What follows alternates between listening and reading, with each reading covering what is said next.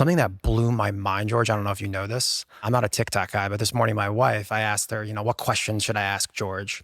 She went on TikTok, George, and if you type in George Heaton on TikTok, it says George Heaton diet, George Heaton sunglasses, George Heaton supplements, haircut on TikTok. The haircut was a mad one. It took over fucking England in a day as soon as the haircut happened. I think it's personal brand, right?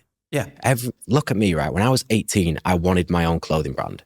So I'd search the internet for people that had their own clothing brands to see how do I replicate what they were doing. That's all that is now. That TikTok, people are trying to look or be a certain way because I portray that image, and I come on shows like yours now and talk about it, and they'll use that information and put that into their own brand. But what do you think resonates so deeply with them on a personal level that, like, you have literally coined the term like George Heaton lifestyle, where I literally see other brands trying to copy your playbook. So what do you think resonates so deeply with them about you specifically? It's a good question, and no one's ever asked me that. I think there's such a backlog of like us showing what we've been doing and how we've got here. And like, you can scroll down my Instagram for the past 15 years and see exactly what's happened. So there's a kind of like a free playbook that's out there in the wild, whether it's YouTube or Instagram or even now TikTok. When an ice bath and a sauna becomes a trending thing, everyone thinks that that's what's going to get them successful. If a 5 a.m. wake up for a workout trends in the market, everyone thinks that they've got to do that. Do you ultimately think it backs into the fact that you are a well-oiled machine? You're in great shape? Yeah, absolutely.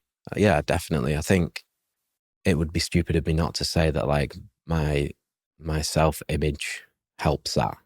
If I was overweight and working 3 hours a day, but having success, I don't think I'd get the response that I get on these social media channels where everyone wants to do the same thing or look the same. We joked on our earlier podcast. I said that if George goes over 15% body fat or gains 10 plus pounds, the revenue of Represent is going to is going to dip. I don't know. I'd like to say no. I'd like to say the brand is its own thing now. And I created 247, which is the fitness activewear part of the brand, which was all based on my own fitness levels. Like, if I wasn't there doing that and showing people how to train and putting the app out with all the training programs and bringing on these athletes that surround me to selfishly for myself, like, would that see the success that it's had? Yeah, I mean, it really just seems like, I think two things, really not creating, you're just documenting. Yeah. Like, you have someone following you around right now.